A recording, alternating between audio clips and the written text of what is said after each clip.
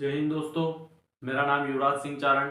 आपके अपने प्यारे चैनल इन्फिनिटी स्टडी पर आपका हार्दिक स्वागत और अभिनंदन करता हूं। तो मैं आशा करता हूं जैसे कि मैंने संडे को जो वोकैब की मैराथन डाली थी सिनोनिम्स की, वो आपको ज़रूर अच्छी लगी होगी और आपने ज़रूर शेयर किया होगा आपके फ्रेंड्स को जो आपके साथ पढ़ते होंगे।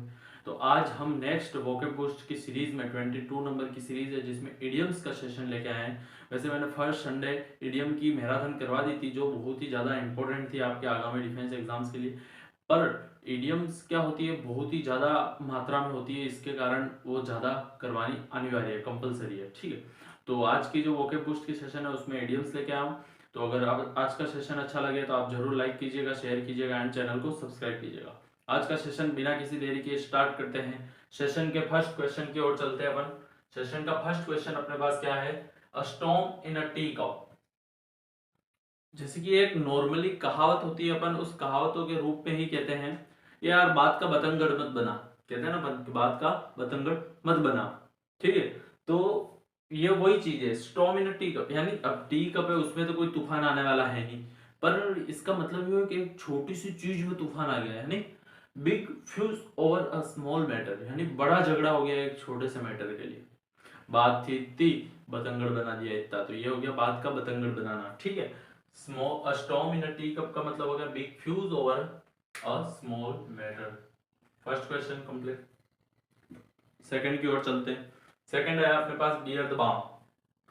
बियर द बाम का मतलब, बियर द बाम यानी जैसे कोई व्यक्ति कहता है यार मैं तब जीता था, ठीक है, तब मैं जीत गया था, वो आके कहेगा तो अपन को सहन करना पड़ेगा। बियर यानी सहन करना, बियर द बाम, नहीं वो जीता था। अब उसने कह दिया जीता था, तो भाई जीता था, अब सहन करना पड़ेगा, बियर द बाम, सहन करना पड़ेगा।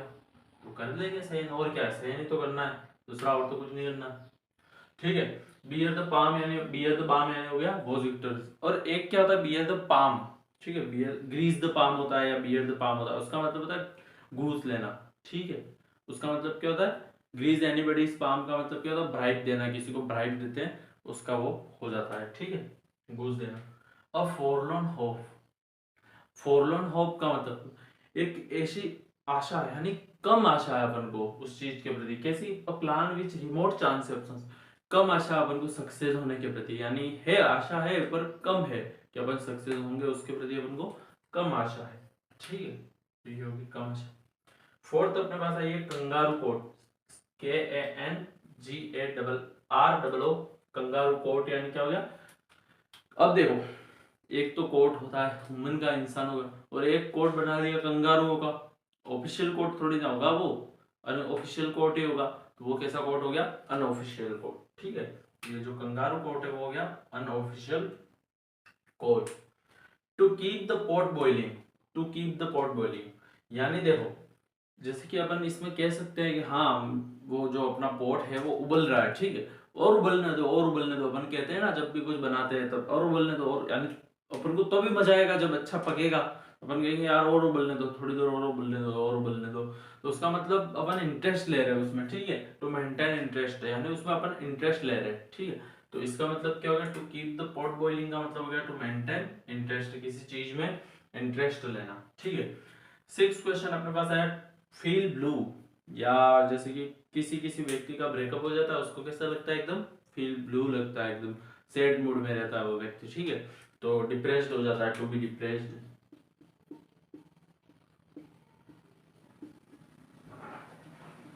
टू बी डिप्रेस्ड यानी उदास हो जाना। ठीक है, तो टू फील ब्लू का मतलब क्या हो गया? उदास हो जाना, एकदम सैड हो जाना या डिप्रेस्ड निराश हो जाना।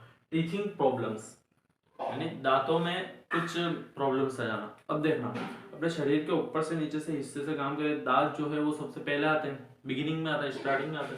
तो प्रॉब्लम है ना बिगिनिंग, यानी दांतों की प्रॉब्लम है वो कैसी है? एकदम प्रॉब्लम है। एक बच्चा जब जन्मता भी है तब उसका जो नया पार्ट्स आते हैं वो दांत ही आते हैं सबसे पहले जो बच्चे के आते हैं। तो वो क्या हो गया? प्रॉब्लम है ना बिगिनिंग। ठीक है, यानी शुरुआत में प्रॉब्लम आना या समस्या आना।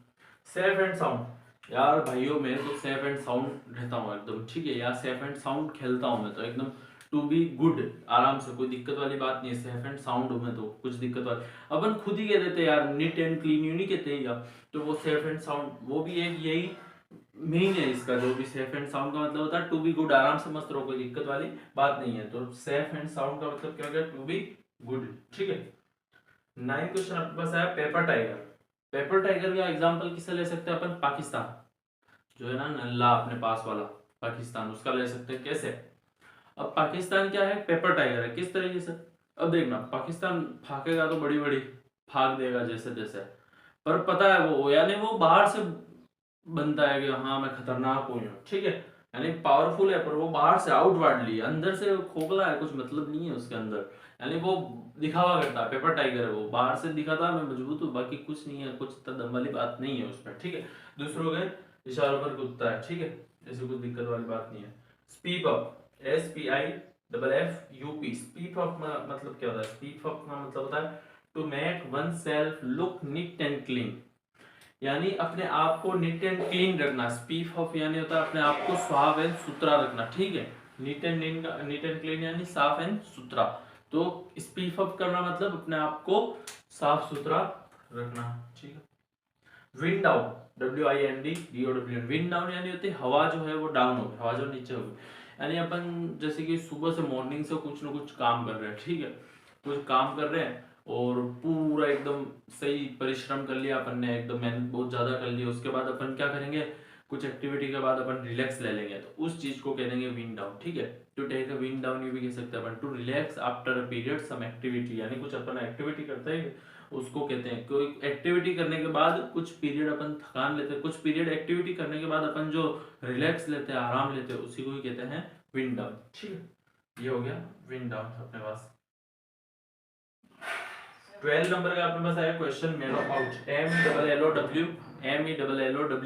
MELLOWOUT, मेलो आउट का मतलब। अब देखना, मैंने मेलो का मतलब क्या बताया था आपको, मेलो का मतलब होता है कोई जो व्यक्ति होता है वो फ्रेंडली बिहेवियर का होता है ना, जो एकदम घुलनशील वाला, एकदम किसी से भी घुल मिल जाता हो, जो आराम से, ठीक है, फ्रेंडली नेचर हो उसका एकदम सही, तो उसको क्या कहेंगे, टू, यानी वो व्यक्ति एकदम फ्रेंडली नेचर का, यानी वो आराम से मस्त मजे में रहेगा, चाहे कुछ करे या ना करे, उसको एकदम मजे में रहना ही अच्छा लगता है। मेलो आउट का मतलब होता है to enjoy oneself without doing much, यानी कुछ बिना करे भी आराम से मस्त मजे में रहना। ठीक है, तो ये होगी अपने आज के जो इडियम्स का सेशन था। मैं एक बार क्विक रिवीजन करवा देता हूँ इसका।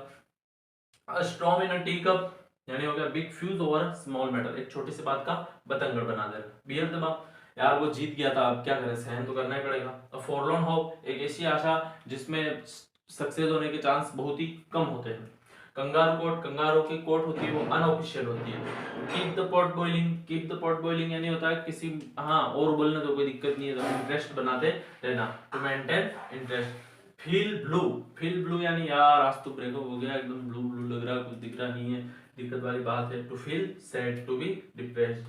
टीथिंग प्रॉब्लम्स, टीथिंग प्रॉब्लम्स का मतलब क्या होता है, टीथिंग प्रॉब्लम्स यानी जो टीथ की प्रॉब्लम होती है वो कब आती है, स्टार्टिंग में आती है, beginning, problem in a beginning. ठीक है, सेफ एंड साउंड, एकदम सेफ एंड साउंड रहना है, टू बी गुड रहना है। ठीक है। पेपर टाइगर, पेपर टाइगर अपना कौन, पाकिस्तान नल्ला, आउटवर्डली पावरफुल, एकदम जो बाहर से कैसे दिखावे पावरफुल बनता है। स्पीप अप, स्पीप अप का मतलब क्या था, to make oneself look neat and clean, एकदम साफ सुथरा रहना अपने आप को। ठीक है। विंड डाउन, कि कोई एक्टिविटी करने के बाद एकदम कोई जो रिलैक्स लेता है अपन उसे कहते हैं विंड डाउन। मेलो आउट यानी कोई व्यक्ति जो फ्रेंडली बिहेवियर का रहता है, मेलो बिहेवियर का रहता है, तो वो कैसा रहेगा, किसी भी स्थिति में चाहे वो कुछ करे या ना करे, वो आराम से अपने एंजॉय में रहेगा। और जैसे कि ये जो इडियम्स थी वो बहुत ही अच्छी थी। और जैसे कि मैं बता दूं, जो अपने ब्रेकअप एकअप के कारण ये जो फील ब्लू जो चल रहा है, to feel sad to be depressed, उनके ऊपर जैसे कि एक शेर मैं अच्छा सुनाना चाहूंगा आपको। शेर कि क्या हुआ कि लड़का लड़की का ब्रेकअप हुआ। ठीक है, लड़का लड़की का ब्रेकअप हुआ, तो लड़की आई कि लड़के के पास, ये कहा उसने कि मैंने जो तुम्हें खत लिखे थे, मेरी जो चिट्ठियां लिखी थी, वो मुझे तुम लौटा दो। क्या कहा लड़की ने लड़के से कि मैंने तुम्हें जो खत लिखे थे, जो चिट्ठियां लिखी थी तुम्हें, वो मुझे लौटा दो।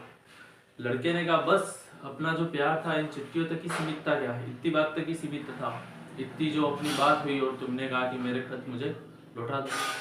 तो फिर क्या होता है कि एक शेर आता है लड़के की तरफ से, कि वो कहता है कि मेरी आंखों की चमक, क्या कहता है वो लड़का, मेरे आंखों की चमक मेरे जीने की लहर, मेरी आंखों की चमक, मेरे जीने की लहक, मेरी सांसों की रवानी वापस दे।